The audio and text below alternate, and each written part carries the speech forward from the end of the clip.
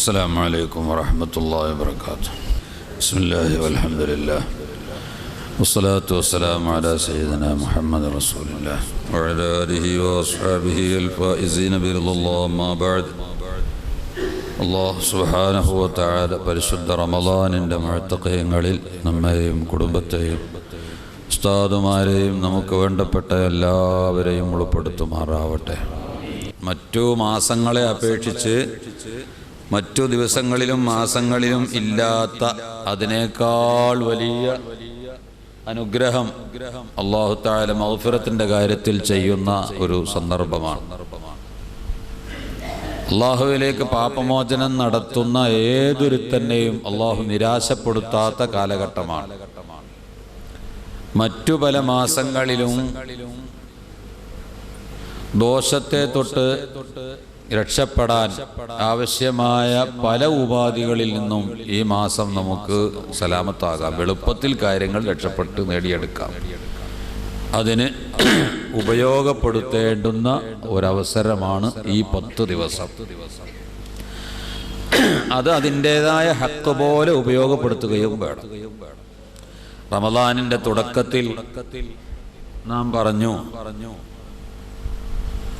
വിശുദ്ധ റമളാൻ ഒരു മനുഷ്യനിൽ കടന്നു വന്നിട്ട് അതിൽ പാപങ്ങൾ പൊറുപ്പിക്കാൻ പ്രവർത്തിക്കാതെ ആ റമളാനിനെ യാത്രയാക്കിയാൽ അവൻ അള്ളാഹുവിൻ്റെ റഹ്മത്തിനെ തൊട്ട് ദൂരത്താകട്ടെ, തങ്ങൾ ആമീൻ പറയൂ എന്ന് പറഞ്ഞതാണ്.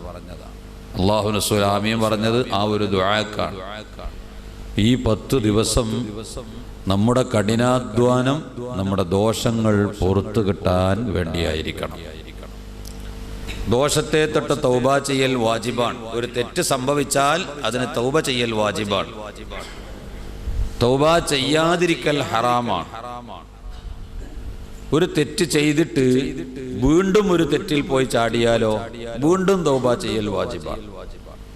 ഒരു തെറ്റ് ചെയ്യാ, പിന്നെയും തൗബ ചെയ്യാമല്ലോ എന്ന് വിചാരിച്ചിട്ട് പിന്നെയും തെറ്റിൽ പോയി ചാടുക, പിന്നെയും തൗബ ചെയ്യാലോ എന്ന് വിചാരിച്ച അങ്ങനെ പാടില്ല. അതല്ല, ഒരു മനുഷ്യൻ്റെ ഒരു തെറ്റ് സംഭവിച്ചു, അതിന് തൗബ ചെയ്തു, പിന്നെയും ഒരു തെറ്റ് അവനിൽ നിന്ന് വന്നു പോന്നാൽ ഞാനിപ്പോൾ ഏതായാലും തെറ്റ് ചെയ്തു തൗബ ചെയ്തു പിന്നെയും തെറ്റ് ചെയ്തു, പിന്നെ ഇനിയിപ്പോൾ എന്താ ഈ തൗബാക്കൊരർത്ഥമുള്ളത് എന്ന് പറയുന്ന ആ നിലപാടിന് പകരം തെറ്റിലേക്ക് എങ്ങനെ മടങ്ങിയോ അതുപോലെ തൗബയിലേക്കും മടങ്ങണം, വാജിബാണെന്ന്. ഒരു മനുഷ്യൻ തെറ്റ് ചെയ്തിട്ട് തൗബ ചെയ്തല്ലോ, പിന്നെ അവൻ തെറ്റിക്ക് മടങ്ങിയില്ലേ, പിന്നെയും തൗബയ്ക്ക് മടങ്ങണം. മരിക്കുമ്പോൾ തൗബയിലായി മരിക്കണം. ഒരു മനുഷ്യൻ മരണപ്പെടുമ്പോൾ അവൻ തൗബ ചെയ്ത് നിൽക്കുന്ന അവസ്ഥയിലായിരിക്കണം മരിക്കണത്. ഇന്നലെ നമുക്ക് വേണ്ടപ്പെട്ട ഒരു സഅദി മരണപ്പെട്ടു. അല്ലാഹു അദ്ദേഹത്തിൻ്റെ അമലുകൾ ഖബൂൽ ചെയ്യുകയും ദോഷങ്ങൾ പുറത്തു കൊടുക്കുകയും അദ്ദേഹത്തിന് നമുക്ക് വേണ്ടപ്പെട്ട എല്ലാവർക്കും സ്വർഗം തരികയും ചെയ്യുമാറാവട്ടെ. ആലോചിച്ച് നോക്കിയാൽ നല്ലൊരു മരണമാണ്. അപകട മരണം ഷഹീദിന്റെ പ്രതിഫലം നൽകും. ബിശർത്തി ഹുസ്നി സീറത്തിഹി, അയാൾ നല്ല നടപ്പുകാരനാണെങ്കിൽ അപകട മരണത്തിൽ നിന്ന് കാവലിനെ തേടണമെന്നാണ് അള്ളാഹു റസൂൽ പഠിപ്പിച്ചത്. റസൂലുള്ളാഹി തങ്ങൾ കാവലിനെ തേടിയിരുന്നു. അപകട മരണത്തെ നമ്മൾ കൊതിക്കരുത്, അതിനെ തൊട്ട് കാവലിനെ തേടണം. പല വസിയത്തുകളും നടത്താൻ പറ്റൂല, തൗബ ചെയ്യാൻ കഴിയില്ല. ദോഷത്തിൽ നിന്ന് തൗബ ചെയ്യേണ്ട മനുഷ്യന്മാർക്ക് തൗബ ചെയ്യാൻ ചാൻസ് കിട്ടൂല, പെട്ടെന്ന് അങ്ങ് മരിക്കുകയാണെങ്കിൽ. ദോഷം ചെയ്ത മനുഷ്യന്മാരാണെങ്കിൽ എന്തെല്ലാം കാര്യങ്ങൾ വസിയത്ത് പറഞ്ഞ് ഏൽപ്പിക്കാനുണ്ട്, അതിനവസരം കിട്ടാതെ മരിക്കല്ലേ. പെട്ടെന്നുള്ള മരണം എന്ന് പറഞ്ഞാൽ അതിനെ തൊട്ട് കാവലിനെ തേടണം. പക്ഷെ ഒരാൾക്ക് പെട്ടെന്നുള്ള മരണം സംഭവിച്ചാൽ ഷഹീദാണ്. ബിശർത്തി ഹുസ്നി സീറത്തിഹി, നല്ല നടപ്പുകാരനാവണം എന്ന നിബന്ധനയോടുകൂടി. ഒരു കള്ളുടിയാൻ പെട്ടെന്ന് മരിച്ചാലോ, അല്ലെങ്കിൽ നരേന്ദ്രമോദി പെട്ടെന്നാണ് മരിച്ചാലോ ഷഹീദിന്റെ കൂലി കിട്ടുമോ? അതില്ല. അത് ഷഹീദിന്റെ കൂലി കിട്ടണമെന്നുണ്ടെങ്കിൽ നല്ല നിസ്കാരം, നല്ല നോമ്പ്. നമ്മൾ സാധാരണ പറയുക നല്ലൊരു കുട്ടിയായിരുന്നു, നല്ലൊരു പള്ളിയിലൊരു നിറസാന്നിധ്യമായിരുന്നു, ജമാഅത്തിനൊക്കെ സജീവമായിട്ട് വന്നിരുന്നു, ഒരു വേണ്ടാത്തൊരു ആ ചെക്കൻ്റെ അടുത്ത് ഉണ്ടായിരുന്നില്ല എന്ന് നമ്മൾ സാധാരണ പറയും. അങ്ങനത്തെ ചില മനുഷ്യന്മാരുണ്ട്. അവർ മരിച്ചാൽ ഷഹീദിന്റെ കൂലിയാണ്. അപ്പം ആ സഅദിയുടെ മയ്യിത്ത് മറവ് ചെയ്തിട്ടില്ല. ഈ എത്ര ദുആ ഇന്ന് കിട്ടിയിട്ടുണ്ടാവും? ഇന്നിപ്പോൾ എത്ര ദുആ കിട്ടിയിട്ടുണ്ട്? അവസാന നിമിഷം വരെ ദീനിന്റെ ഖിദ്മത്തിലാണ് മരിക്കണത്. ഒരു സഅദിയ കോളേജിന്റെ പിരിവിന് വേണ്ടി പോവാ, ഒരു പണ്ഡിതനായിരിക്കുക, അയാൾ അത്യാവശ്യം കിതാബ് കിട്ടുന്ന ഒരു മുദരിസാണ്, സഅദിയ കോളേജിലെ മുദരിസാണ്, കിതാബ് കിട്ടുന്ന മനുഷ്യനാണ്. പിന്നെ ദീനിൻ്റെ ഖിദ്മത്തിലായിരിക്കണം. ഒരു വെള്ളിയാഴ്ചയാണ് നോമ്പ് നോറ്റുകൊണ്ടാണ്. വെള്ളിയാഴ്ചയാണല്ലോ, വെള്ളിയാഴ്ച മരിച്ച ഖബറിൻ്റെ കാര്യം പേടിക്കണ്ടെന്നാണ്. ഖബറിൽ വലിയ സലാമത്തുണ്ടെന്നാണ്. അതങ്ങനെ ആയി കിട്ടണം. നമ്മളായിട്ട് വെള്ളിയാഴ്ചയൊക്കെ ആത്മഹത്യ ചെയ്തിട്ട് മരിച്ചാൽ കാലാകാലം നരകത്ത് കിടക്കേണ്ടി വരും. അതാ വയ്യല്ലോ, പടച്ചോനാക്കി തരുന്നെ വേണ്ടേ. അള്ളാഹു ഒരാളെ കൊണ്ട് ഖൈറ് വിചാരിച്ചാലല്ലേ നടക്കുള്ളൂ. ആലോചിച്ച് നോക്കിയാൽ നല്ലതാണ്. പക്ഷെ അയാളുടെ കുടുംബം ഇന്ന് എത്ര വിഷമിക്കുന്നുണ്ടാവും. ഒരു ചെറുപ്പക്കാരൻ, കൊല്ലത്തുകാരനാണ്, മംഗലാപുരത്ത് വെച്ച് മരിക്കുക, ബാംഗ്ലൂർ എവിടെ വെച്ച് മരിക്കുകയാണ്. അപ്പോൾ ആ കുടുംബത്തിൻ്റെ വിഷമം എന്തായിരിക്കും. അള്ളാഹു അവർക്കൊക്കെയും സമാധാനം കൊടുത്തിട്ട് ആ കുടുംബത്തിന് ഒരു രക്ഷാമാർഗം. ആ ഭർത്താവായിരിക്കുമല്ലോ, ആ വാപ്പയായിരിക്കുമല്ലോ, ആ കുട്ടികൾക്ക് എല്ലാ സംരക്ഷണവും. ആ വാപ്പ പോയാലുള്ള സങ്കടത്തരയായിരിക്കും ആ മക്കളുടെ. ആ സങ്കടങ്ങളൊക്കെ അള്ളാഹു തആല ദുരിതം തീർത്തു കൊടുത്ത് അങ്ങനത്തെ വിഷമങ്ങളൊന്നും ഇല്ലാതെ അദ്ദേഹത്തിൻ്റെ ദീനിൻ്റെ ഖിദ്മത്ത് അള്ളാഹു കബൂൽ ചെയ്യുകയും നമ്മൾക്കും ദീനിൻ്റെ ഖിദ്മത്തിന് ഭാഗ്യം തരികയും ചെയ്യുമാറാവട്ടെ. അപ്പോൾ പെട്ടെന്ന് മരിച്ചു. ബിശർത്തി ഹുസ്നി സീറത്തിഹി, ഒരു നല്ല നല്ല ലക്ഷണമാണ് അയാളെ. മരണവും നല്ല ലക്ഷണമാണ്.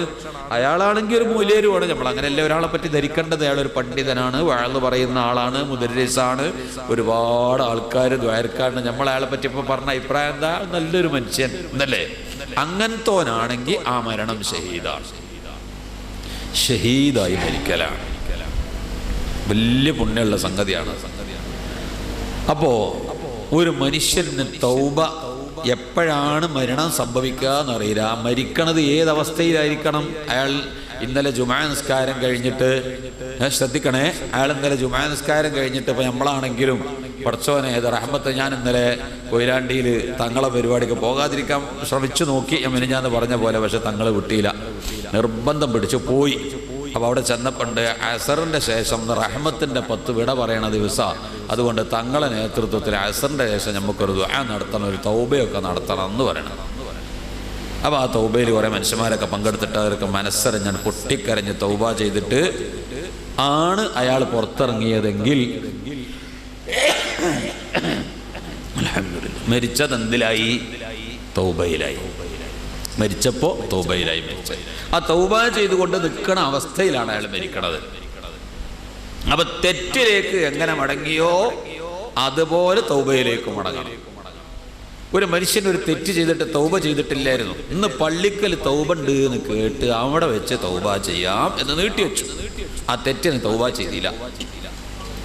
അങ്ങനെ മനസ്സിലൊരു വിചാരം വന്നിക്കണമെങ്കിൽ ആ വിചാരത്തിന് തന്നെ കൂലിയുണ്ട്, അത് വേറെ വിഷയം. ഒരാൾക്ക് അങ്ങനെ ഒരു ബോധം വന്നിക്കണമെങ്കിൽ ആ ബോധത്തിന് വരെ കൂലിയുണ്ട്. അത് കാരണം അയാൾക്ക് ചിലപ്പോൾ തൗബ കിട്ടാനും പാപങ്ങൾ പുറത്തു കിട്ടാനും എളുപ്പമാവും ചെയ്യും. അങ്ങനെയും ഒരു വിചാരണ ഇല്ലാതെ ഒരു മനുഷ്യൻ എന്ത് ചെയ്തു? തെറ്റ് ചെയ്തു, തൗബ ചെയ്തിട്ടുമില്ല, അതിൻ്റെ ഇടയിൽ മരിച്ചാൽ ആ തെറ്റിലായിക്കൊണ്ടാ അയാളെ മരണം. മറ്റതോ തൗബയിലായിക്കൊണ്ടാ മരണം. അപ്പൊ തെറ്റ് സംഭവിച്ചാൽ വീണ്ടും തൗബയ്ക്ക് മടങ്ങണം. പിന്നെയും തെറ്റ് ചെയ്താലോ പിന്നെയും തൗബ ചെയ്യണം, പിന്നെയും തെറ്റ് ചെയ്താൽ പിന്നെയും തൗബ ചെയ്യണം. ഇത് വിചാരിച്ചിട്ട് തൗബ ചെയ്യാമല്ലോ എന്ന നിലക്ക് തെറ്റ് ആവർത്തിക്കരുത്. അത് നല്ല പണിയല്ല. അങ്ങനെ ഒരു മനുഷ്യന്റെ പക്കൽ നിന്ന്, മനുഷ്യ സഹജമായി നമ്മുടെ പക്കൽ നിന്നൊക്കെ തെറ്റുകൾ വരും. അങ്ങനെ വന്നാൽ അതിന് തൗബയുണ്ട്. തൗബ ചെയ്താൽ തീരെ ദോഷം ചെയ്യാത്ത മാതിരിയാണ്, ഒരു ദോഷവും സംഭവിക്കാത്ത പോലെയാണ്. അപ്പൊ നമ്മൾ ചിന്തിക്കുക, എന്താണ് ഇപ്പൊ തെറ്റ്? ഞാൻ എന്ത് തെറ്റാ ചെയ്തത്? ചില മനുഷ്യന്മാർ പറയാറെന്നുണ്ട്, എൻ്റെ വാപ്പ നല്ലൊരു മനുഷ്യനായിരുന്നു, അയാൾ ചെറുപ്പം മുതൽക്ക് എന്നെ 7 വയസ്സ് മുതൽക്ക് തുടങ്ങിയതാ ഉസ്താദെ എന്നെ നിസ്കരിപ്പിക്കല്. പള്ളിയെ കൊണ്ടുപോയി നിസ്കരിപ്പിച്ച് ശീലിപ്പിച്ച് റബ്ബിന്റെ തൗഫീഖോടങ്ങളോട് ഞാൻ പറയട്ടെ, ഇന്നലെ ഒരു നിസ്കാരം ഖളാക്കിയിട്ടില്ല. അള്ളാഹ് ചെയ്തെന്നൊരു ഫضലാണ്. അത് നമ്മൾ സമാധാനിക്കുകയാണ്. കള്ളു കുടിച്ചിട്ടില്ല, വ്യഭിചരിച്ചിട്ടില്ല, ഇതൊക്കെ നമ്മൾ എണ്ണി പറയും. ഇന്ന് വരെ ഒരു പലിശ ബാങ്കിലിടപാടേ എനിക്കില്ല, അതല്ലേ പലിശ. അങ്ങനെയെല്ലാം നമ്മൾ എണ്ണി നോക്കുമ്പോൾ ഒരു തെറ്റും നമ്മൾ എടുത്തില്ല. പിന്നെന്തിനാ തൗബ? പിന്നെന്തിനാ നമ്മൾ തൗബ ചെയ്യുന്നത്? ഒരു തെറ്റും ചെയ്തിട്ടില്ലെങ്കിൽ പിന്നെന്തിനാ തൗബ? അള്ളാഹുവിന്റെ റസൂൽ ഒരു ദിവസം 100 വട്ടം ഇസ്തിഗ്ഫാർ നടത്തിയെങ്കിൽ, ഒരു തെറ്റും ചെയ്യാത്ത അള്ളാഹുവിന്റെ റസൂൽ 100 വട്ടം ഇസ്തിഗ്ഫാർ നടത്തിയില്ലേ? ഒരു തെറ്റും അള്ളാഹുവിന്റെ റസൂൽ ചെയ്തിട്ടില്ല, ഒരു കറാഹത്തും ചെയ്തിട്ടില്ല, നബുവത്തിന് മുമ്പും ചെയ്തിട്ടില്ല. നബി ആകുന്നതിന് മുമ്പ് ശരഈയായ വല്ല കൽപ്പനയുണ്ടായിരുന്നു? അള്ളാഹുവിന്റെ റസൂലിന്റെ 1000 കൊല്ലം മുമ്പ് പ്രവാചകന്മാർ കഴിഞ്ഞു പോയതാ. 1000-ൽ ചില്ലുവാനം കൊല്ലം റസൂലുള്ളാഹിന്റെ മുമ്പ് ഫത്രത്തിന്റെ കാലഘട്ടമാണ്. ഒരൊറ്റ നബിയുടെ പ്രബോധനവും ഇല്ലാതെ കിടന്ന കാലഘട്ടം. ആ കാലഘട്ടത്തിലുള്ള ജാഹിലിയാക്കൾ മുഴുവനും അന്നത്തെ കാലഘട്ടത്തിലുള്ള മനുഷ്യന്മാരൊക്കെ നരകത്തിൽ നിന്ന് രക്ഷപ്പെട്ടവരാണ്. ഒരു പ്രവാചകന്റെ പ്രബോധനം എത്താത്ത ഒരു ഖൗമ് ഏതുണ്ടോ ആ പ്രവാചകൻ അല്ലാഹു സൃഷ്ടിക്കൂല. അല്ലാഹുവിന്റെ റസൂലിന്റെ വാപ്പമാരൊക്കെ ആ ഗണത്തിൽ തന്നെ രക്ഷപ്പെട്ടവരാണ്. അല്ലാതെ അവർക്ക് രക്ഷയുടെ പല മാർഗങ്ങളുണ്ട്. അപ്പൊ ഈ കാലഘട്ടത്തിലാണല്ലോ ആ കാലഘട്ടത്തിൽ ജീവിച്ച ജനങ്ങളെ അള്ളാഹു ശിക്ഷിക്കൂലെങ്കിൽ അള്ളാഹുവിന്റെ റസൂലിന്റെ ശരീഅത്തുൽ ഇസ്ലാം വരുന്നത് 40 വയസ്സ് മുതലാണ്. അന്നാളെ നബൂവത്ത് കിട്ടിയിട്ട് ശറഈന്റെ കൽപ്പനകൾ വഹിയൊക്കെ വരുന്നത് അന്നല്ലേ. അതിന്റെ മുമ്പുള്ള കാലഘട്ടത്തിലെ ജീവിതത്തിൽ തന്നെ അള്ളാഹുവിന്റെ റസൂൽ എത്ര പരിശുദ്ധനാണെന്നറിയോ? ചെറുപ്പത്തിൽ എല്ലാവരും കിടന്നുറങ്ങണ സമയത്ത് തുണി അഴിച്ചു വെച്ചിട്ടാണ് കിടന്നുറങ്ങുക. മക്കത്തെ മുഴുവൻ ജനങ്ങളെ സ്വഭാവമായി പറയുന്നുണ്ട്. ഫുള്ള് ജനങ്ങളൊക്കെ കഴിച്ചിട്ടാണ് കിടക്കുക. ആർക്കും അതൊരു പ്രശ്നമില്ല. അവരുടെ നാട്ടിലെ ആചാരം അങ്ങനെയാണ്. ഈ മനുഷ്യന്മാർ തുണി കഴിച്ച് ചുരുട്ടിയിട്ട് തലക്കം വെച്ചിട്ടാണ് കിടക്കുക. അള്ളാഹുവിന്റെ റസൂൽ ചെറിയ കുട്ടിയല്ലേ. മക്കത്ത് ഏക മനുഷ്യൻ തുണി ഉടുത്ത് കിടന്നുറങ്ങുന്നത് റസൂലുള്ളാഹി മാത്രമേ ഉള്ളൂ. അബൂ താലിബ് പറയാ, ഞാൻ ഈ കുട്ടിയുടെ തുണി അഴിച്ചിട്ട് തിരികെയാക്കിയിട്ട് തലക്കണി വെച്ചു കൊടുക്കാൻ വേണ്ടി ശ്രമിക്കുക. ആ തുണി അഴിക്കാൻ പുറപ്പെട്ടപ്പോൾ എന്നെ സമ്മതിച്ചില്ല. ഞാൻ നിർബന്ധിച്ച് അഴിക്കാൻ ശ്രമിച്ചപ്പോൾ ആകപ്പാടൊരു മുഖഭാവ വ്യത്യാസം, വെപ്രാളവും, കളറ് മാറി ചുവപ്പ് കളറായി, തങ്ങൾക്കൊരു പ്രത്യേക വിഷമമൊക്കെ അനുഭവപ്പെട്ടപ്പോൾ എനിക്ക് മനസ്സിലായി ഇതല്ലെങ്കിൽ തന്നെ ഒരു അസാധാരണ കുട്ടിയാണെന്ന് എല്ലാവർക്കും അറിയാം. അയക്കണ്ട. ആ മക്കത്ത് തുണി ഉടുത്ത് കിടന്നിറങ്ങുന്ന ഒരു മനുഷ്യൻ ഈ ഒരു കുട്ടി മാത്രമാണ്. നബുവത്തിന്റെ മുമ്പേ ഉള്ള കാവലാണ്.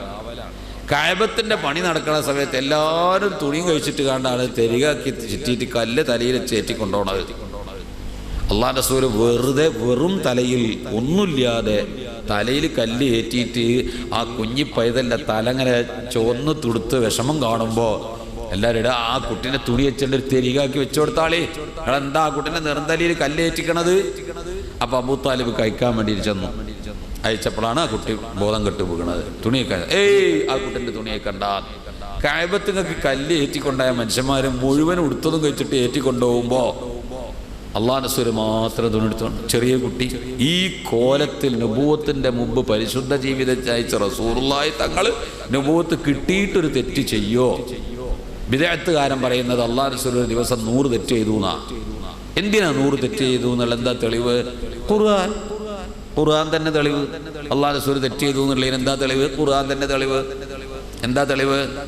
ഇദാ ജാഅ നസ്റുല്ലാഹി വൽ ഫത്ഹു വറഅയ്ത അന്നാസ യദ്ഖുലൂന ഫീ ദീനില്ലാഹി അഫ്വാജൻ ഫസബ്ബിഹ് ബിഹംദി റബ്ബിക വസ്തഗ്ഫിറുഹു. അള്ളാഹിനോട് പൊറുക്കലിനെ തേടിക്കോ. തെറ്റ് ചെയ്യാത്ത ഒരാളോട് പൊറുക്കലിനെ തേടാൻ പറയണോ? തെറ്റ് ചെയ്യാത്തൊരു മനുഷ്യനെന്തിനാ പൊറുക്കലിനെ തേടുന്നത്? അപ്പൊ തെറ്റ് ചെയ്തിട്ടുണ്ട്.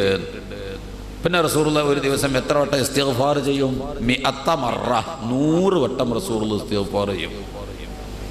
അപ്പൊ 100 തെറ്റ് ചുരുങ്ങിയത് ചെയ്തേക്കണെന്നാ വിദേഹത്തുകാരൻ പറയണത്. ചിന്തിക്കാൻ പോലും നമുക്ക് സാധിക്കുമോ? മുത്തനബി സല്ലല്ലാഹു അലൈഹി വസല്ലം നിങ്ങളെ സംബന്ധിച്ച് അങ്ങനെ ഒരു ആരോപണം നിങ്ങൾ ചിന്തിച്ചു. അള്ളാഹുവിന്റെ റസൂൽ ഇസ്തിഗ്ഫാർ ചെയ്തത് തങ്ങളെ ദോഷം പൊറുക്കാനല്ല. അസ്തഗ്ഫിറുല്ലാഹ 100 മറ, 100 വട്ടം ഞാൻ ഇസ്തിഗ്ഫാർ ചെയ്യും ഒരു ദിവസം എന്ന് പറഞ്ഞത് നബി തങ്ങളുടെ ദോഷം പൊറുക്കാനല്ല. ലിസ്തിഗ്ഫാരി ഉമ്മത്തിഹി, എൻ്റെ ഉമ്മത്തിന്റെ ദോഷം പുറത്തു കൊടുക്കണേ, എൻ്റെ ഉമ്മത്തിന്റെ ദോഷം പുറത്തു കൊടുക്കണേ. അതിനാ അസ്തഗ്ഫിറുല്ലാഹ് അലൈഹി പറയുന്നത്. വലൗ അന്നഹും യളമു അൻഫുസഹും ജാഊക ഫസ്തഗ്ഫിറുല്ലാഹ വസ്തഗ്ഫറ ലഹുമുർ റസൂലു.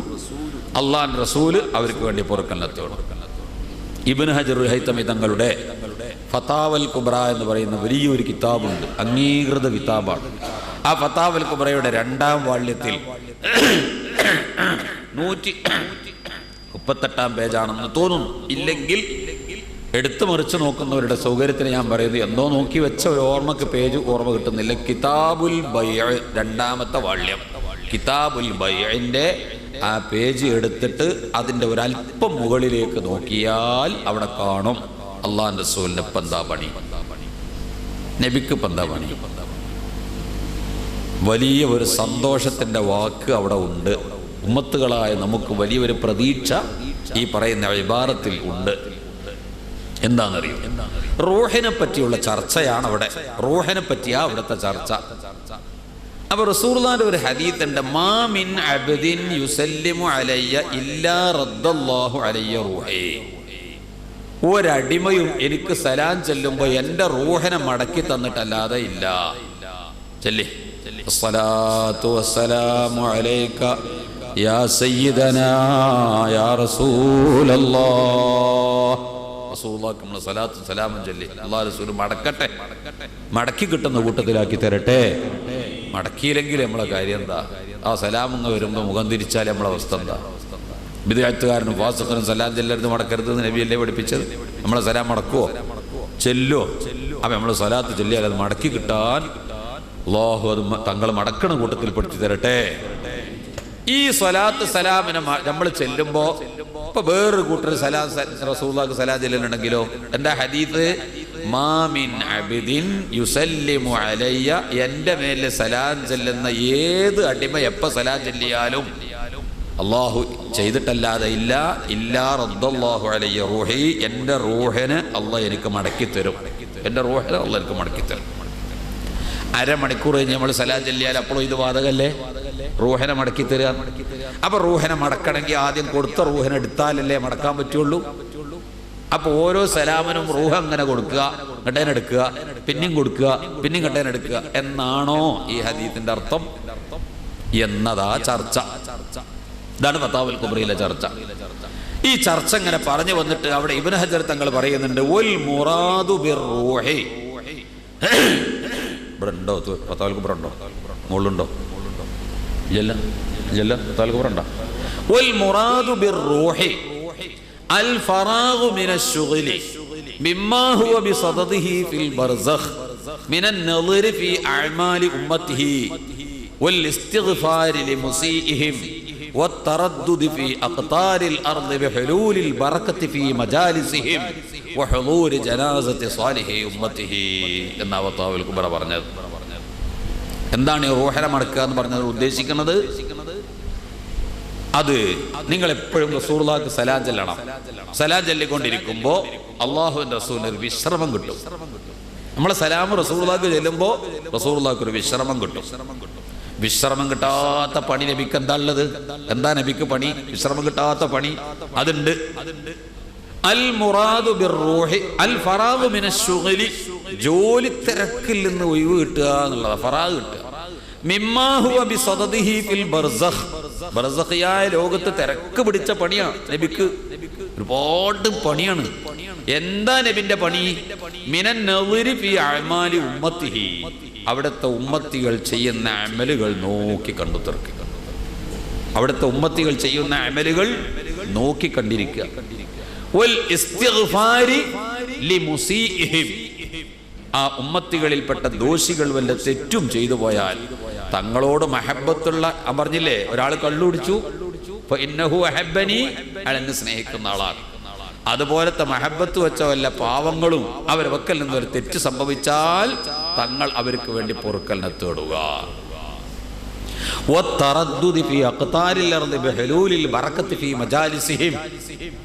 ആ ഉമ്മത്തികൾ ലോകത്തിന്റെ വിവിധ ഭാഗങ്ങളിൽ ആ ഉമ്മത്തുകൾ സംഘടിപ്പിക്കുന്ന ഇൽമിന്റെയും ദിക്റിന്റെയും മജ്ലിസുകളിൽ ബറക്കത്ത് ചൊരിയാൻ വേണ്ടി ലോകത്തിന്റെ വിവിധ ഭാഗങ്ങളിൽ ചുറ്റിക്കറങ്ങി സഞ്ചരിക്കുക. വഹുളൂരി ജനാസത്തി സ്വാലിഹി ഉമ്മത്തിഹി, അവിടുത്തെ ഉമ്മത്തികളിൽപ്പെട്ട സ്വാലിഹീങ്ങളായ ആളുകൾ മരണപ്പെട്ടാൽ ആ മയ്യിത്ത് നിസ്കാരത്തിൽ പങ്കെടുക്കാൻ പോവാണ്. ഇതാണ് റസൂലുള്ളാഹിന്റെ പണി. അങ്ങനത്തെ ഒരു മയ്യിത്തുകാരം അല്ലാഹു നമുക്ക് പ്രദാനം ചെയ്യട്ടെ. പുന്നാര നബി തങ്ങൾ പങ്കെടുക്കുന്ന ഒരു മയ്യിത്ത് നിസ്കാരം അല്ലാഹു നമുക്ക് പ്രദാനം ചെയ്യട്ടെ. ഇവിടെ എത്ര മനുഷ്യന്മാർ മരിച്ചപ്പോൾ ഞങ്ങൾ ചിന്തിക്കും പലപ്പോഴും. ചേളാരി ജമലുല്ലൈലി തങ്ങൾ മരിച്ചു, CKM ബാക്കവി മരിച്ചു. അല്ലാഹു അവരൊക്കെ ഖബർ സ്വർഗമാക്കി കൊടുക്കട്ടെ. എത്ര ആൾക്കാരാണ് മയ്യിത്ത് നിസ്കാരത്തിലൊക്കെ കൂടിയത്. കാരാത്തോട് അബ്ദുള്ള മരിച്ചു. എത്ര ആൾക്കാരാണ് മയ്യിത്ത് നിസ്കാരത്തിൽ കൂടിയത്. ഇനി ഒരുപാട് ആൾക്കാരൊക്കെ പറയാൻ നിങ്ങൾക്ക് കിട്ടും. ഒന്നും വേണ്ട, നമ്മളെ ജില്ലാ സെക്രട്ടറി മുസ്തഫാന്റെ ബാപ്പ മരിച്ചിട്ട്, മുസ്തഫ ഒരു മൂല്യരാണ്, മുസ്തഫാന്റെ ബാപ്പ ഒരു മൂല്യരാണ്. ആരാ മയ്യിത്ത് കരിച്ചത്? വലിയ വലിയ ആലിമീങ്ങൾ. എങ്ങനെടോ ഈ ഭാഗ്യം കിട്ടിയത്? എങ്ങനെ എനിക്ക് ഈ ഭാഗ്യം കിട്ടിയത്? എൻ്റെ വാപ്പാക്ക് എങ്ങനെ ഈ ഭാഗ്യം കിട്ടി? സുന്നത്ത് ജമാഅത്തിന്റെ അഡ്രസ്സാണ്. സുന്നത്ത് ജമാഅത്തിന്റെ അഡ്രസ്സ് അല്ലാതെ എന്താണ് ഈ ആലിമീങ്ങളൊക്കെ വരാൻ കാരണം? സ്വന്തം മക്കളെക്കാളും വലിയൊരു ഒരു കുടുംബമാണ് ഈ സംഘടനാ കുടുംബം എന്ന് പറഞ്ഞത്. സ്വന്തം മക്കൾ നമ്മൾ മരിച്ചാൽ എത്ര ദിക്റാ ചൊല്ലുക നമുക്ക് വേണ്ടിയിട്ട്? 70,000 ദിക്റാണ്. നമ്മളെ മക്കൾ നല്ല കുട്ടികളാണെങ്കിൽ നമ്മൾ മരിച്ചാൽ 70,000 ദിക്റാ ചൊല്ലുക. അതേസമയത്ത് ഈ പ്രസ്ഥാന ബന്ധുക്കൾ ഇപ്പൊ ഒന്നും വേണമെങ്കിൽ ഈ സാഹിദിനെ കോളേജ് ഇപ്പൊ നോക്കി എത്ര ദിക്റല്ലോ, ലക്ഷക്കണക്കിന് ചൊല്ലും മക്കൾ ചൊല്ലും അത്ര. ഈ കാരാത്തോട് അബ്ദുള്ളക്ക് വേണ്ടി ചൊല്ലിയത് 1,80,00,000 ദിക്റാണ്. 1,80,00,000 ദിക്റാണ് SYSന്റെ പ്രവർത്തകർ ചൊല്ലിയത്, കാരാത്തോട് അബ്ദുള്ളക്ക് വേണ്ടി ചൊല്ലിയത്. എനിക്ക് എപ്പോഴും ഓർമ്മയുണ്ട് ആ രംഗം. ഒരു ചൊവ്വാഴ്ച ആ ദിക്ർ തുടങ്ങിയത്, അടുത്ത ചൊവ്വാഴ്ച ഖലീൽ തങ്ങളെ നേതൃത്വത്തിൽ അതുമായിരുന്നത്. 1,80,00,000 ദിക്ർ. സ്വന്തം അനുജന്മാരാണോ വലുത്? ഈ സംഘടനന്റെ അനുജന്മാരാ വലുത്? ഈ സംഘടനാ പ്രവർത്തകരാ ജ്യേഷ്ഠാനുജന്മാർ. അതാ ശരിക്കും ജ്യേഷ്ഠാനുജന്മാർ. അപ്പൊ നിങ്ങൾ നോക്കണം, അത്തരം സ്വാലിഹീങ്ങൾ മരിച്ചിട്ട് മയ്യത്ത് ഇങ്ങനെ കൊണ്ടുവന്ന് വെച്ചിട്ട് ആ നിസ്കാരം നടക്കുമ്പോൾ ആലിമീങ്ങൾ, സയ്യിദന്മാര്, മുതഅല്ലിമീങ്ങൾ, കാരണന്മാര്, വയസ്സന്മാര്, ദീനുമായി ബന്ധപ്പെട്ട ആൾക്കാരൊക്കെ ഒരുമിച്ച് കൂടിയ ഒരു മയ്യത്ത് നിസ്കാരം ഒരു സ്ഥലത്ത് മയ്യത്ത് നടക്കുന്നുണ്ടെങ്കിൽ ഉറപ്പിച്ചോ വഹുദൂരി ജനാസത്തി സ്വാലിഹി ഉമ്മത്തിഹി. റസൂലുള്ളാഹിന്റെ ഉമ്മത്തിൽപ്പെട്ട സ്വാലിഹീങ്ങൾ മരിച്ചാൽ ആ സദസ്സിൽ മയ്യത്ത് നിസ്കരിക്കാൻ അല്ലാഹുവിന്റെ റസൂൽ പങ്കെടുക്കും. ഇതാണ് ഇപ്പോൾ റസൂലുള്ളാഹിക്ക് പണി. ഈ തിരക്ക് പിടിച്ച പണിയാണ്. ഇതന്നല്ലേ എപ്പോഴും പണി തന്നല്ലേ? അപ്പൊ നമ്മൾ സലാം ചൊല്ലിയാൽ, റസൂലുള്ളാഹിക്ക് നമ്മൾ സലാം ചൊല്ലിയാൽ അത് മടക്കാൻ വേണ്ടിയിട്ട് അള്ളാഹുവിന്റെ റസൂൽ ഉമ്മത്തിലേക്ക് മുഖം കൊടുക്കുമ്പോഴാ നബി തങ്ങൾക്കൊരു വിശ്രമം കിട്ടുക. ഈ വിശ്രമം ധാരാളം കിട്ടാൻ വേണ്ടി നിങ്ങൾ സ്വലാത്ത് വർദ്ധിപ്പിക്കൂ എന്നാണ് അവിടെ ഫതാവൽ കുബ്രയിൽ പറഞ്ഞത്. ഞാൻ പറഞ്ഞു വന്നതിന്റെ ചുരുക്കം, അള്ളാഹുവിന്റെ റസൂലിന് എന്താ പണി? ഉമ്മത്തുകൾ തെറ്റ് ചെയ്താൽ പൊറുക്കലിനെത്ത്. എന്റെ ഉമ്മത്തികൾ അതാ 100 വട്ടം ഒരു ദിവസം ഇസ്തിഗ്ഫാർ ചെയ്യുമെന്ന് അല്ലാഹുവിന്റെ റസൂൽ പറഞ്ഞത് തങ്ങളുടെ ദോഷം പൊറുക്കാനല്ല, ഉമ്മത്തിന്റെ ദോഷം പൊറുക്കാനാണ് മുഫസ്സിരീങ്ങൾ പറഞ്ഞതാണ്. ഞാൻ എൻ്റെ അഭിപ്രായം ദീനിൽ ഒരക്ഷരം പറയില്ല. ഈ കസേരയിൽ ഇവിടെ ഇരുന്ന് എത്ര ദിവസം എന്ത് പറയുന്നു, എൻ്റെ അഭിപ്രായം ഒന്നും ഞാൻ പറയില്ല. എവിടെയെങ്കിലും ഒരു കിതാബിൽ എഴുതി വെച്ചതും കിതാബിൽ എഴുതി വെച്ചു എന്ന് വിചാരിച്ചിട്ടല്ല നമുക്ക് പറയാൻ പറ്റൂല. ഞാൻ പണ്ടെൻ്റെ ചെറുപ്പത്തിൽ വയലിന് പോയപ്പോൾ കൈപ്പറ്റ ഉസ്താദിന്റെ ദർസിലൂതാണ് വീരാമട്ടുസിലേക്ക് വരെ നമ്മൾ സ്വർഗത്തിൽ ഒരുമിച്ച് കൂട്ടി തരട്ടെ. വയലിന് പോയപ്പോൾ വയല് പറഞ്ഞാണ് വന്നപ്പോൾ ഉസ്താദിന് ചെന്നപ്പോൾ ഉസ്താദ് ഞാൻ വയല് പറഞ്ഞു, എന്ത് നോക്കിയിട്ടേ വയല് പറഞ്ഞത്? അത് ദുറത്തുന്നാസയെ നോക്കിയിട്ടാണ്. നോക്കിയത് ഏതായാലും നോക്കി, ഇഞ്ഞി മേല കിതാബ് നോക്കരുതിട്ടാ. അതിൻ്റെ ദുറത്തുന്നാസി എന്തായാലും നോക്കിയിട്ടില്ല, വയലേറിയാൻ വേണ്ടി നോക്കിയിട്ടില്ല. അതിലൊരുപാട് ബിഡൽസുകൾ. അതാ ഇമാമിങ്ങളെ പറഞ്ഞുകൂടാ, അത് പിൽക്കാലത്ത് ആരെങ്കിലും എഴുതി ചേർത്ത് കൊടുത്തതാന്ന് അറിഞ്ഞുകൂടാ. ഇബ്രാഹിം നബി അലൈഹി ഇസ്ലാം നിങ്ങൾ കേട്ടുകണില്ലേ വയസ്സന്മാർ? ഇബ്രാഹിം നബി അലൈഹി ഇസ്ലാം ഇസ്മായിൽ നബി അലൈഹി ഇസ്ലാമിനെ കഴുത്ത് കണ്ട് മുറിച്ചിട്ട് കണ്ട് മുറിയാത്തതിൻ്റെ പേരിൽ ദേഷ്യം പിടിച്ചിട്ട് എന്ത് കത്തിയത് എന്നും പറഞ്ഞിട്ട് ഒരു പാറക്കല്ലും കൊണ്ട് വെട്ടിയിട്ട് ആ പാറ 2 പിളർപ്പായിട്ട് പിളർന്നു. എന്നിട്ടും ഇസ്മായിൽ നബിൻ്റെ കഴുത്ത് മുറിഞ്ഞിരാന്ന തനിച്ച കെട്ട് കഥയാണിത്. അങ്ങനെ ഒരു കഥയേ ഇല്ല. ദുറത്തുനാസി നോക്കിയാൽ നല്ല ഉഷാറായിട്ട് കാണും. അങ്ങനെ ഒരു കഥയേ ഇല്ല, അത് കെട്ടുകഥയാണ്. ജമ്മുൽ ജവാമി എന്ന് പറയുന്നത് നമ്മളെ ഉസൂലിന്റെ കിതാബാ, ഉസൂലുൽ ഫിഖ്ഹിന്റെ കിതാബാ. ആ ജമ്മുൽ ജവാമിക്ക് അനുസരിച്ച് വേണം ഫിഖ്ഹ് മുഴുവൻ കിതാബുകൾ മുഴുവൻ കൈകാര്യം ചെയ്യാൻ. അതിന്റെ അടിത്തറ പറഞ്ഞ കിതാബാ. ആ കിതാബിൽ കാണാം, വഇൻദനാ ലം യുമിറൽ ഖലീലു ആലത ദബ്ഹി ഫീ മഹല്ലിഹി മിൻ ഇബ്നി ഇസ്മാഈൽ അലൈഹിസ്സലാം. വഇൻദനാ അയൽ അശാഇറത്തി, അശ്അരിയാക്കളായ നമ്മുടെ അടുക്കൽ. അപ്പോഴേ മറുവശാര അശ്അരിയാക്കളായ നമ്മുടെ അടുക്കൽ എന്ന് പറഞ്ഞ മറുവശാര മുഅ്തസിലത്ത്. ഇനി അശാഇറത്ത് മുഅ്തസിലത്തിന്റെ വിഷയം പറയാണ് അവിടെ. എന്നിട്ട് പറയാണ് വഇൻദനാ, അശ്അരിയാക്കളായ നമ്മുടെ അടുക്കൽ. ഇതിന്റെ ഹഖ് എന്താണെന്നറിയോ? ലം യുമിറൽ ഖലീലു, ഇബ്രാഹിം നബി അലൈഹി ഇസ്ലാം നടത്തിയിട്ടില്ല. ആലത ദബ്ഹി, കത്തിയെ അറുക്കുന്ന ആയുധത്തെ, ഫീ മഹല്ലിഹി, എവിടെയാണോ അറുക്കുക കഴുത്തിൽ, ഫീ മഹല്ലിഹി മിൻ ഇബ്നിഹി ഇസ്മായിൽ, തന്റെ മകൻ ഇസ്മായിൽ നബി അലൈഹി സ്വലാമിന്റെ കഴുത്തിൽ കത്തി നടത്തിയിട്ടില്ല എന്നതാണ് അശാഇറത്തായ നമ്മുടെ വിശ്വാസം. പിന്നെ കത്തി കഴുത്തിൽ വെച്ച് മുറിച്ചു എന്നുള്ളത് ആരുടെ അഭിപ്രായമാണ്? മുഅ്തസിലത്തിന്റെ അഭിപ്രായമാണ്. നമുക്ക് വിശ്വസിക്കാൻ പറ്റൂല, നമുക്ക് വിശ്വസിക്കാൻ പറ്റൂല. സിനാനെ പടച്ച അള്ള സിന ചെയ്തിരിക്കുന്നു എന്ന് പറഞ്ഞ് വിശ്വസിക്കാൻ പറ്റുമോ? അങ്ങനത്തെ ഒരു കൗമാത് സിനാനെ പടച്ച അള്ള സിന ചെയ്തിരിക്കണത്. അല്ലാതെ ഇപ്പം അള്ള എങ്ങനെ സൃഷ്ടിക്കുക? അള്ള സിന ചെയ്യാതെ. അതിന് അബുൽ ഹസൻ ശരി കൊടുത്ത മറുപടി നല്ല രസമുണ്ട്, നല്ല രസമുള്ള മറുപടിയാണ് ഉപരി കൊടുക്കുക മുഅ്തസിലിയാക്കൾക്ക്. എന്തായാലും ഒരു മനുഷ്യൻ ഒരു ചുമരുമ്മൽ ഒരു കരിക്കട്ടെടുത്തിട്ട് കറുത്ത വരം കണ്ട് വരച്ചു, വട്ടത്തിലുണ്ട് വരച്ചു, അയാളാണ് പോയി. അപ്പൊ വേറൊരാൾ വന്നിട്ട് എടാ ഇവൻ കറുത്തിട്ടാണല്ലേ, ഇവൻ ഇങ്ങനെ വട്ടത്തിലാണല്ലേ എന്ന് പറയാൻ പറ്റുമോ? ഈ ചുമരുമലി കറുത്ത വര കണ്ടിട്ട് ഈ വരച്ചവൻ വട്ടത്തിലാണെന്നോ ഈ വരച്ചവൻ കറുത്തിട്ടാണെന്നോ പറയാൻ പറ്റുമോ? അപ്പൊ സിനാനെ പടച്ചു എന്ന് വിചാരിച്ചിട്ട് അള്ള സിന ചെയ്തോളുന്നുണ്ടോ? ഉത്തരം മുട്ടി, ഇവർക്കൊന്നും പറയാനില്ല. ഈ ജാതി വാദം ഉന്നയിക്കുന്നവരാണ് ആര്? ഈ മുഅ്തസിലിയാക്കളെ പോലത്തെ അനവധി അന്നത്തെ വിദ്യാർത്ഥിന്റെ പാർട്ടികൾ. ആ വിദ്യാർത്ഥിന്റെ പാർട്ടികളുടെ ശാഖയാണ് എന്ത്? തഴവ നല്ല രസമായിട്ട് അത് അവതരിപ്പിച്ചിട്ടുണ്ട്. ഇവക്കുള്ള മുരടുകൾ നോക്കിയാൽ 6 ഓരോന്നിനും 12 മുളകൾ വീതമാ. 12 നീ 6 ഗുണിച്ചാൽ ഉടനടി 72 വന്ന് നിൽക്കും മറുപടി. തഴവന്റെ പാട്ടാ. 6 പാർട്ടിയാണെന്നുള്ളത്. മുഅ്തസിലിയാക്കൾ, ഫലാസിഫത്ത്, പല പാർട്ടിക്കാർ അന്നത്തെ കാലത്തുള്ള വിഭാഗം 6 പാർട്ടിയാണ്. ഓരോ പാർട്ടിക്കും 12 ശാഖ. അപ്പോ 6നെ 12 ഗുണിച്ചാൽ എത്ര കിട്ടുക? 6 × 10 = 60, 6 × 2 = 12, 60 12 72. ഇവക്കുള്ള മുരടുകൾ നോക്കിയാൽ 6 ഓരോന്നിനും 12 മുളകൾ വീതമാ. 12 നീ 6 ഗുണിച്ചാൽ ഉടനടി 72 വന്ന് നിൽക്കും മറുപടി. 72 പാർട്ടി നരകത്ത് പോകും, ഒരു പാർട്ടി സ്വർഗത്ത് പോകും. അപ്പൊ ഐറ്റങ്ങൾ ഉണ്ടാക്കിയതാ ഇത്. എല്ലാ കിതാബിലും കണ്ടു വെച്ചിട്ട് പറയാൻ പറ്റൂല. അതൊക്കെ നമ്മൾക്ക് ഒരു ഉസൂലുണ്ട്. ആ ഉസൂലിന്റെ അടിസ്ഥാനത്തിലെ എവിടെ കണ്ടാലും പറയുമ്പോൾ നമ്മളെ അഖീദക്കും ഉസൂലിനും നിരക്കാത്തതാണോ കിതാബ് കണ്ടു വെച്ചിട്ട് പറയില്ല. അല്ലെങ്കിൽ ഇപ്പൊ ഇവിടെ വെള്ളക്കടലാസിൽ എഴുതി വെച്ചതെല്ലാം കൂടി കണ്ടിട്ട് നമുക്ക് പറയാന്ന് പറഞ്ഞാൽ എന്താപ്പത്? ദീനാണ് അലങ്കോലപ്പെടൂലേ? നമ്മളെ പേരിൽ ഓരോരുത്തർ എന്തെങ്കിലുമൊക്കെ കറ്റിയെട്ടി എഴുതിണ്ടാക്കുക. അസമൂലിയര് അള്ളാഹു അവരെ നമ്മൾ സ്വർഗത്തിൽ ഒരുമിച്ച് കൂട്ടട്ടെ. ദീനിന് ഇത്ര സേവനം ചെയ്ത ഒരു പണ്ഡിതൻ അടുത്ത കാലത്തുള്ള മനുഷ്യന്മാർക്ക് പറയാണ്ടോ? അസമൂലിയരെ പോലത്തെ ഒരു മനുഷ്യനെ ഈ ദുന്യാവിൽ ഉപമപ്പെടുത്തി തരാൻ ഈ അടുത്ത കാലത്ത് അസമൂലിയരെ പോലത്തെ ഒരു മനുഷ്യല്ല. ചെമ്മാട് വെച്ചിട്ടൊരു ക്ലാസ് ഉണ്ടായി.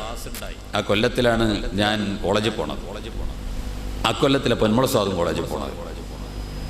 പൊന്മുളസാദ് ദൈവന്തക്ക് പോകുന്നു, ഞാൻ ആ കൊല്ലത്തിൽ പട്ടിക്കാടുക്ക് പോകും.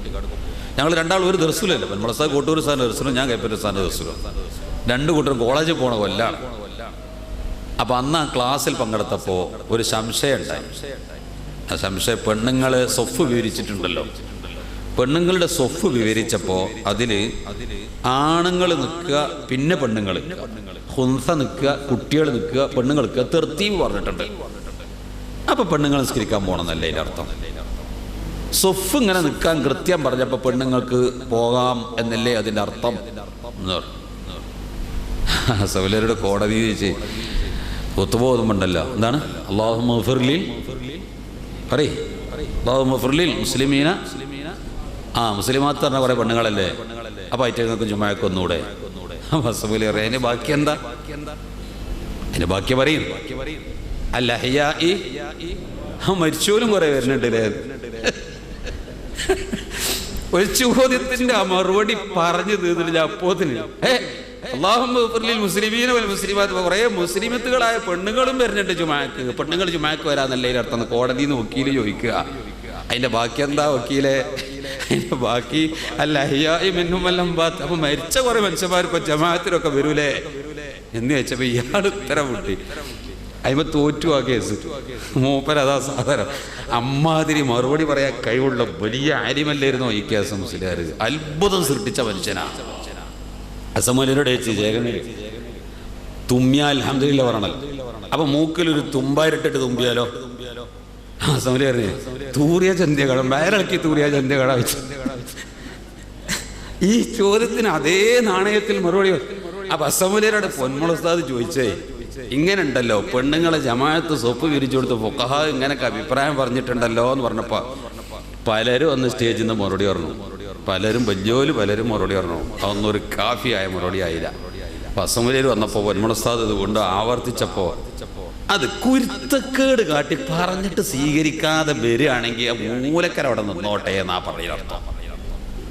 പറഞ്ഞിട്ട് സ്വീകരിച്ചാതെ പെണ്ണുങ്ങൾ പള്ളികൾക്ക് വരാൻ പാടില്ല എന്ന് പറഞ്ഞിട്ട് അത് സ്വീകരിക്കാതെ പിന്നെ ധിക്കാരപരമായി വരികയാണെങ്കിൽ ഇവരിവിടെ നിൽക്കണം, ഒരു മൂലക കണ്ടാക്കി കളി പിന്നെ കടന്നിക്കോട്ടെ, അത്രേ ഉള്ളൂ ആ പറഞ്ഞതിനർത്ഥം. ആ കൊല്ലം ഉസ്താദ് കോളേജിൽ പോയി, പൊന്മുള ഉസ്താദ് കോളേജിൽ പോയിട്ട് അവിടുന്ന് കിതാബ് നോക്കുന്നതിൻ്റെ കൂട്ടത്തിൽ ഈ പറഞ്ഞ ആശയം കിതാബ് കണ്ടു. ഈ പറഞ്ഞത് അച്ചൽക്ക് കിതാബ് കണ്ടു. പൊന്മുള ഉസ്താദ് ദയൂബന്തിൽ നിന്ന് ഇക്യാസമുലേക്ക് ഒരു കത്ത് എഴുതി, ഞാൻ ഇങ്ങനെ ഉസ്താദ് പറഞ്ഞ പോലെ കിതാബിൽ കണ്ടു. അപ്പം അസമുലയുടെ മറുപടി കത്ത്, ഞാൻ അന്നത് കിതാബ് കണ്ടിട്ട് പറഞ്ഞതല്ല, നമ്മുടെ ഉസൂല് വെച്ച് നോക്കുമ്പോൾ അങ്ങനെ പറയാൻ പറ്റുള്ളൂ. കണ്ടോ, നമുക്കൊരു ഉസൂലുണ്ട്, ആ ഉസൂലിന്റെ അടിസ്ഥാനത്തിൽ പറയുകയാണെങ്കിൽ അങ്ങനെ അവിടെ പറയാൻ പറ്റുള്ളൂ. അതുകൊണ്ട് ഉസൂലിന്റെ അടിസ്ഥാനത്തിൽ സംസാരിച്ചതാ ഞാൻ. അങ്ങനെ ഉസൂല് വെച്ച് പറയുകയാണെങ്കിൽ മോനെ ഹക്ക് നൗമ കൂടി വരുള്ളൂ. അപ്പൊ കിതാബിലൊക്കെ കൂടി കണ്ടു. അതൊന്നുമല്ല നമ്മുടെ മാനദണ്ഡം. സുന്നത്ത് ജമാഅത്തിന്റെ അഖീദക്ക് ഒരു ഉസൂലുണ്ട്. ആ ഉസൂലിന്റെ അടിസ്ഥാനത്തിൽ ഏത് വിഷയങ്ങളും സംസാരിച്ചാൽ ഹക്ക്. ഇന്ന് ഉസൂലുകൾ പലതും പോയി. അത് വിട്ടിട്ടുള്ള സംസാരങ്ങളാകുമ്പോൾ പല അപകടങ്ങളും പലയിടത്തും സംഭവിക്കാൻ തുടങ്ങി. വിദ്യാർത്ഥികൾക്കൊക്കെ പറ്റിയ അപകടം അതാണല്ലോ. അപ്പൊ ചുരുക്കത്തിൽ പറഞ്ഞു വരുന്നത്, ഇത് ബഹുമാനപ്പെട്ട ഇബ്രാഹിം നബി അലൈഹി ഇസ്ലാമിനെ സംബന്ധിച്ചൊക്കെ കെട്ടി അതാണ് ഈ അയ്യൂബ് നബിന്റെ ദോഷത്തെപ്പറ്റി രോഗത്തെപ്പറ്റി ഇല്ലാത്ത കുറെ പർവ്വതീകരിച്ച് പലരും പറഞ്ഞുണ്ടാക്കലുണ്ട്. അങ്ങനത്തെ രോഗത്ത് കിടന്നിട്ട് അമ്പിയാക്കന്മാരാണ് വിഷമിക്കാൻ പോകുന്നുണ്ടോ? അപ്പൊ ഇവിടെ ഈ കാണുന്ന ഇബാറത്തുകൾക്ക് എന്താ അർത്ഥം? അതിനൊക്കെ പറ്റിയ അർത്ഥം അതിന് വെക്കണം.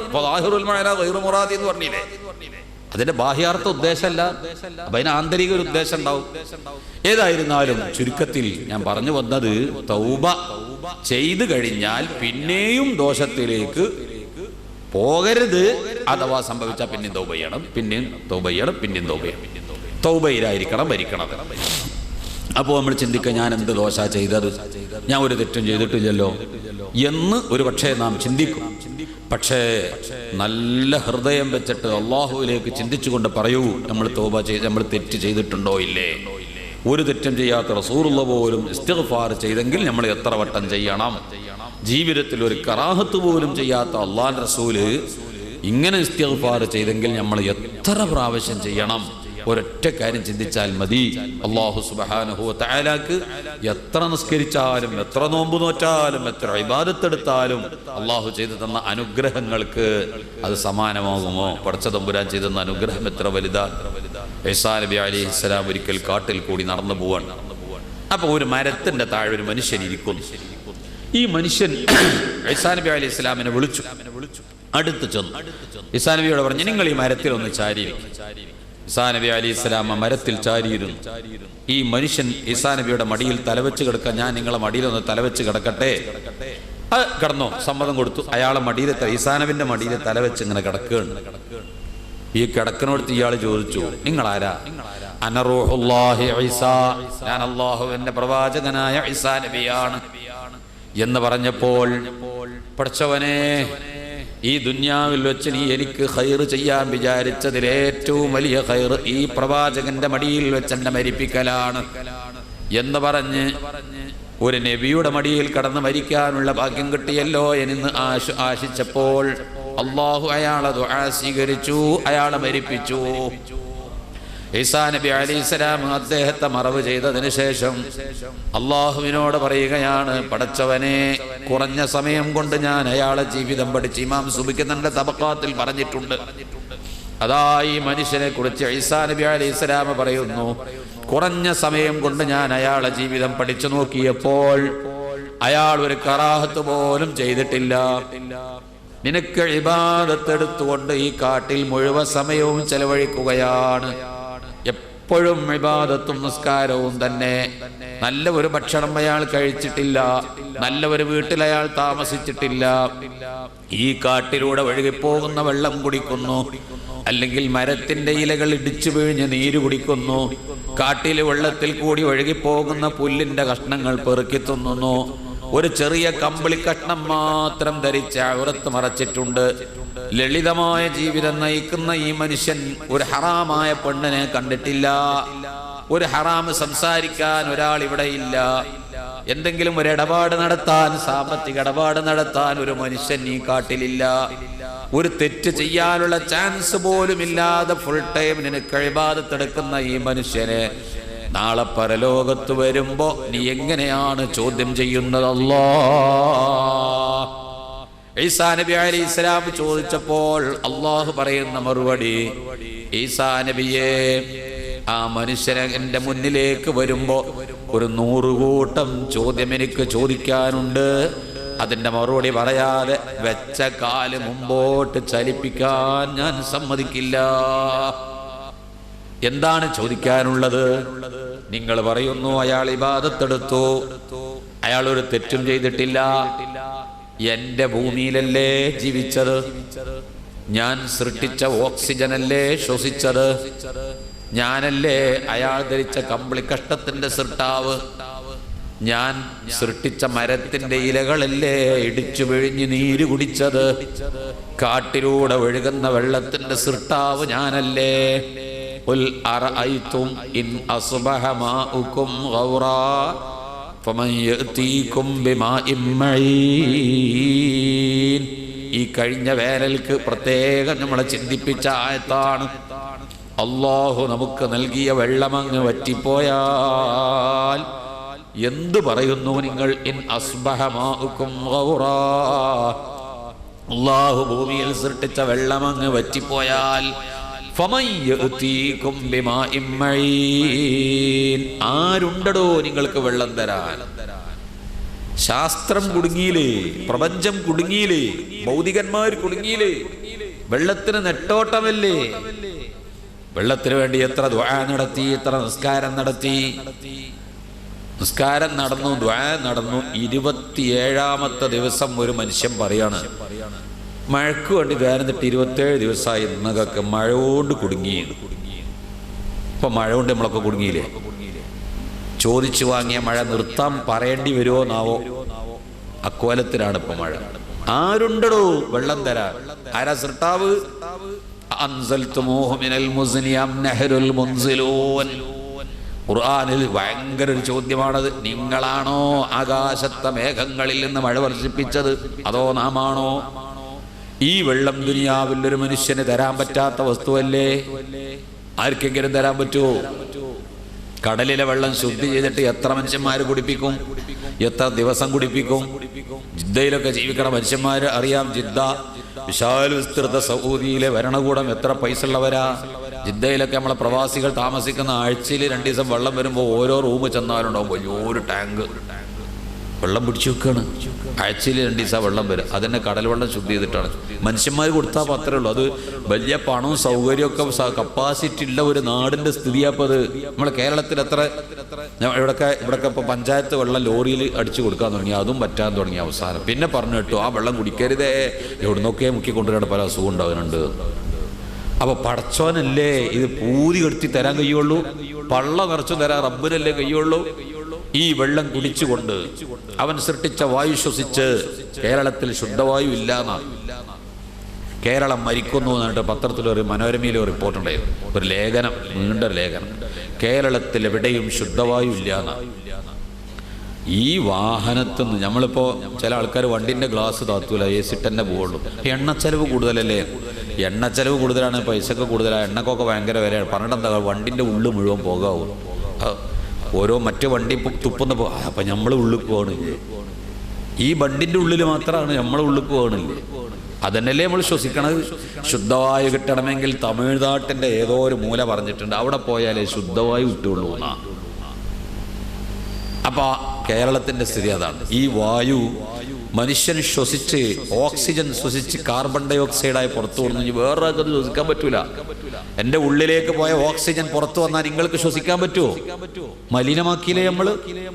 അപ്പൊ ഈ ശ്വാസോച്ഛ്വാസം നടത്തിയതിന്, ഈ വെള്ളം കുടിച്ചതിന്, എൻ്റെ ഭൂമിയിൽ ജീവിച്ചതിന്, എൻ്റെ മരത്തിന്റെ ഇലകൾ ഇടിച്ചു പിഴിഞ്ഞ് നീര് കുടിച്ചതിന്, അയാളുടെ ആരോഗ്യം ഞാനാ കൊടുത്തത്, ശരീരം ഞാനാ സൃഷ്ടിച്ചത്, എല്ലാം ചെയ്തു കൊടുത്ത എനിക്ക് നന്ദി ചെയ്തിട്ടുണ്ടോ എന്ന ചോദ്യത്തിന്റെ മറുപടി പറയാതെ ഞാൻ വെറുതെ വിടൂല എന്ന് ഈസാ നബി അലൈഹി സ്വലാമിനോട് അല്ലാഹു പറഞ്ഞ മറുപടി ഇമാം സുബ്കി തന്റെ തബഖാത്തിൽ രേഖപ്പെടുത്തിയിട്ടുണ്ട്. ഒന്ന് ചിന്തിച്ചു നോക്കി. ഇക്കോലത്തിലാണെങ്കിൽ അള്ളാഹുവിന്റെ മുമ്പിൽ എത്ര വിഷയത്തിന് നമ്മൾ മറുപടി പറയണം. റബ്ബ് സൃഷ്ടിച്ച ഓരോ അനുഗ്രഹങ്ങളെ കുറിച്ച് ചിന്തിച്ചു നോക്കി. അള്ളാഹു തആല നമുക്ക് തന്ന അനുഗ്രഹങ്ങൾ നിങ്ങൾ ഒരു കടലാസിൽ എഴുതി. ജീവിതകാലം മുഴുവൻ എന്നല്ല, മരണം ഖിയാമത്ത് നാൾ വരെ അള്ളാഹ് ആയുസ് നീട്ടി തന്നിട്ട് അത് ഖിയാമത്ത് നാൾ വരെ ആയുസ് നീട്ടി തന്നിട്ട് അള്ളാഹു തആല നമുക്ക് ഒരൊറ്റ പണിയെ ഏൽപ്പിച്ചിട്ടുള്ള റബ്ബ് നമ്മുടെ ശരീരത്തിൽ തന്ന അനുഗ്രഹങ്ങൾ കടലാസിൽ ഇങ്ങനെ എഴുതുക. എഴുതി കഴിയൂലെന്നാണ് ഇമാം ഷഅറാനി തങ്ങളിൽ ലതായിഫുൽ മിനൻ ഒരു വലിയ കിതാബൊക്കെ ഉണ്ടാക്കി. എന്ത്? വമിമ്മാ മന്നല്ലാഹു അലയ്യ, അള്ളാഹ് ചെയ്ത അനുഗ്രഹം, അള്ളാഹ് ചെയ്ത അനുഗ്രഹം, അള്ളാഹ് ചെയ്ത അനുഗ്രഹം എണ്ണി എണ്ണി എണ്ണി എണ്ണി അവസാനം പറഞ്ഞു കഴിയൂലോ, സാധിക്കൂലെന്ന് പറഞ്ഞ് കിതാബാണ് പൊട്ടിച്ചു. ആരെ കൊണ്ടാത് പറഞ്ഞ് അവസാനിപ്പിക്കാൻ കഴിയില്ല. സുവാന്ന് ഖുർആൻ പറഞ്ഞില്ലേ? നിങ്ങളുടെ തലേന്ന് എണ്ണിക്കോളി, തലമുടി, നെറ്റി, മൂക്ക്, ഓരോന്നിനുള്ള അനുഗ്രഹങ്ങളുടെ ഒരു മനുഷ്യന് പറഞ്ഞാൽ അവസാനിപ്പിക്കാൻ കഴിയുന്നു? ഈ കണ്ണിന്റെ പുരികത്തെ കുറിച്ച് പറഞ്ഞാൽ തീരോ? ഈ അനുഗ്രഹങ്ങളൊക്കെ തന്ന റബ്ബിന് ഇത് തരുന്ന സമയത്തൊരു വ്യവസ്ഥ ഉണ്ട്. അല്ലാഹു അഖ്റജകും മിൻ ബുതൂനി ഉമ്മഹാതികും ലാ തഅലമൂന ശൈആ. അല്ലാഹു അഖ്റജകും, അല്ലാഹുവാണ് നിങ്ങളെ ഭൂമിയിലേക്ക് കൊണ്ടുവന്നത്. മിൻ ബുതൂനി ഉമ്മഹാതികും, നിങ്ങളുടെ ഉമ്മമാരുടെ ഗർഭാശയത്തിൽ നിന്ന് വരുന്ന സമയത്ത് നിങ്ങളുടെ അവസ്ഥ എന്താണ്? ലാ തഅലമൂന ശൈആ, ഒന്നും അറിയില്ല. ഭൂമിക്ക് നമ്മൾ വരുമ്പോ എന്തെങ്കിലും നമുക്കറിയോ? ഒന്നും അറിയില്ല. ഈ ആയത്ത് മാത്രം 30 ദിവസം വേള് പറഞ്ഞാൽ പൂർത്തി പോലെ. ഈ ഒരൊറ്റ ആയത്ത് മാത്രം വേള് പറഞ്ഞാൽ അത്ര വിശാലമാണ് ഈ ആയത്തിൽ അർത്ഥം. ഭൂമിക്ക് വരുന്ന സമയത്ത് ഒന്നും അറിയില്ല. ഇന്ന് ഉച്ചക്ക് ലോകത്ത് സൃഷ്ടിക്കപ്പെട്ട ഏറ്റവും വലിയൊരു ശാസ്ത്രജ്ഞനെ പ്രസവിക്കപ്പെട്ടു നിങ്ങൾ സങ്കല്പിക്കും. അതേ ഉച്ചക്ക് 12 മണിക്ക് നമ്മുടെ വീട്ടിലെ പശുവും പ്രസവിച്ചു. ഈ പശുക്കുട്ടി ഉടനെ ചെന്ന് ഓടിച്ചെന്ന് ഉമ്മയുടെ അകട്ടിലുള്ള ശുദ്ധമായ പാൽ വലിച്ചു കുടിക്കും.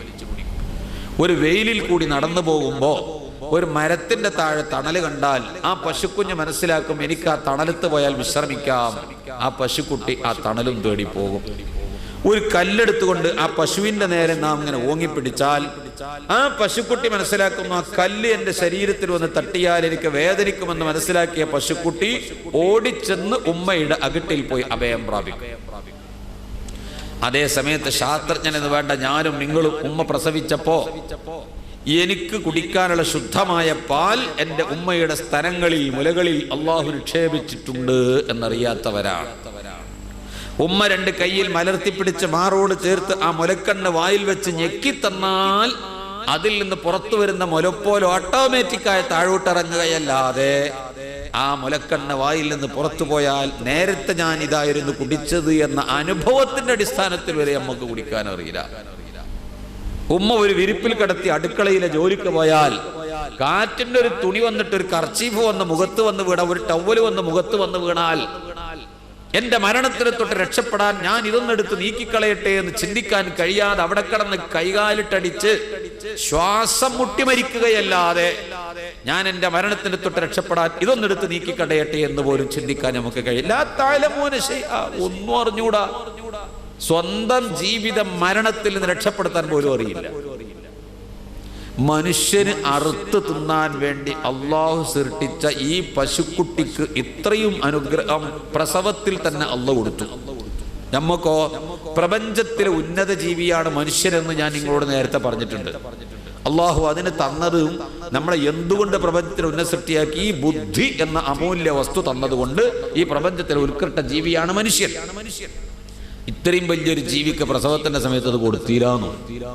അതെന്താ കാരണം? എവിടെ നിന്നായി കഴിവ് നമുക്ക് കിട്ടിയതെന്നറിയോ?